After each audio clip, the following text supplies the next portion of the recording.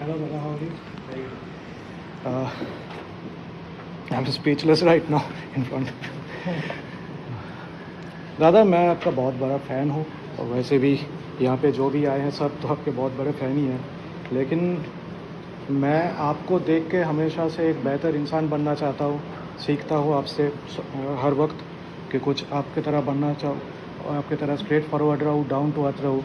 तो मेरा क्वेश्चन है, लेकिन क्वेश्चन से पहले मैं कुछ कहना चाहता हूँ, वो ये है कि मैं ये अभी श्वेतोदीप जो बोल रहा था, मैंने भी वही किया आपसे ही इंस्पायर होके कि मैंने अपना पूरा बॉडी ऑर्गन सब कुछ पोस्टमोसली डोनेट किया है। और मेरे पास जो बैठी है ये सुकन्या है, हम दोनों का लव स्टोरी है, मेरे वाइफ है, तो हम दोनों का लव स्टोरी भी यहाँ से शुरू हुआ था कि हम दोनों ही आपके फ़ैन हैं, हम दोनों जी फ़ैन हैं। तो आपके बर्थडे में हम दोनों गए थे, एकेडमी ऑफ फाइन आर्ट्स, वहाँ पे गए थे। वहाँ मैं कुछ अलग चीज़ कर रहा था, वहाँ पे कुछ खाना वाना लेके गया था वहाँ पे लोगों को देने के लिए, और ये अपने हाथों से राखी बना के कुछ स्पेशली चैलेंज लोगों को पहना रही थी। तो वहाँ से हम लोग मिले। तो मैं जो कुछ भी हूँ, मेरा लाइफ जो कुछ भी है उसमें आपका बहुत बड़ा योगदान है सर। तो मेरा सवाल सर ये है, आपने अभी रिजेक्शन के बारे में जो बात की, आपके ज़िंदगी में भी बहुत सारे बैड फेजेस आए, आपने देखा कि कैसे आपने ओवरकम किया, ये हमने सब देखा। आप बार बार कभी कभी ऐसा भी हुआ है कि आपको कभी कभार जो आप सोच रहे थे उस फॉर्म से नहीं चल रहे थे, फिर उसके बाद कमबैक किए, कंसेक्यूटिवली आपने टेस्ट में लगातार 5 सेंचुरीज भी मारे। तो ये जो कमबैक का फेज़ होता है रिजेक्शन के बाद, हमारे जनरेशन को आप कैसे, क्या मैसेज देना चाहेंगे कि रिजेक्शन को कैसे डील किया जाए? देखिए, मैंने जो रिजेक्शन सबसे पहले फेस किया था जब मैं 12 साल का था, और वो 12 साल का जो वो रिजेक्शन का रीज़न ये था कि मैंने सिलेक्टर के पैर नहीं छुए। और मैं इसलिए सिलेक्ट नहीं हुआ अंडर 14 के लिए क्योंकि मैंने सिलेक्टर के पैर नहीं छुए, और उस दिन से मैंने अपने आप को प्रॉमिस किया था कि ना मैं कभी पैर छुपाऊंगा, ना कभी पैर छूँगा अपने पेरेंट्स के अलावा। और वो रिजेक्शन मुझे लगता है कि ज़िंदगी भर आपके साथ चलेगा, कभी ना कभी कोई ना कोई रिजेक्शन होगा।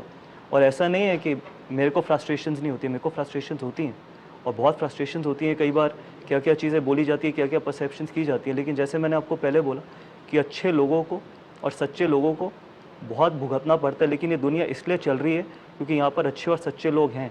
तो अपने आप को बदलना कभी मत, अगर आप अपने पे विश्वास रखते हैं, क्योंकि रिजेक्शंस तो हर कदम पे, और हर कदम पे होंगी भी, और हर प्रोफेशन में होंगी।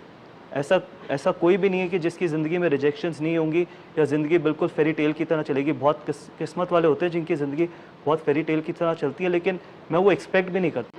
लेकिन सबसे बड़ी मेरी स्ट्रेंथ मेरी ज़िंदगी में ये है कि हर रिजेक्शन के बाद मैंने हमेशा अपने आप को अगले दिन उठा के और अपने आप को मेहनत करने के लिए बोला, और अपने आप को कभी बदलने के लिए नहीं बोला।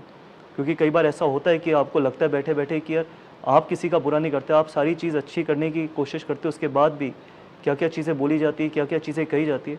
लेकिन अगर दुनिया के कहने से आप बदल गए तो फिर वो मेंटल स्ट्रेंथ का रही, वो आपकी बिलीव्स का रही, वो आपकी वैल्यूज़ का रही।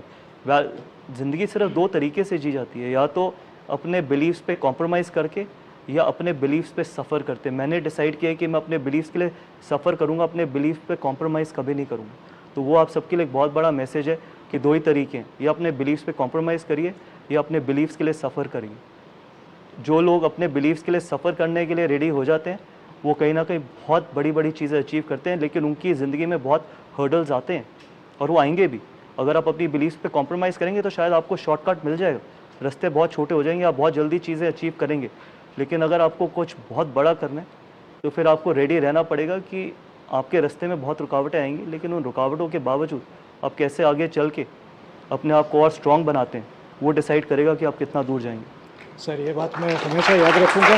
One last question on a lighter note, अभी आपने कहा कि अपने आप को बदलना नहीं है, तो एक फ़नी इंटरव्यू था आपका आशीष नेहरा जी के साथ, वो डक वाला जब आपके रन्स नहीं बन रहे थे तो एक दिन आपने एक, हाँ, ये बहुत फनी नहीं था, ये बहुत एम्बैरेसिंग भी था, और ये बहुत बड़ी टॉन्ट भी थी। और इनफैक्ट ये टॉन्ट इसलिए थी क्योंकि 5 या 6 लोग बैठे थे, और मैं एक्चुअली वो डक वगैरह कभी खाई नहीं है, वो पहली और आखिरी बार खाई है मैंने, और वो इसलिए खाई क्योंकि मैं चौथा या 5वां डक नहीं बनाना चाहता था। और सर उसके बाद डक आपका हुआ भी नहीं, 1 रन आया था। हाँ, 1 रन आया था।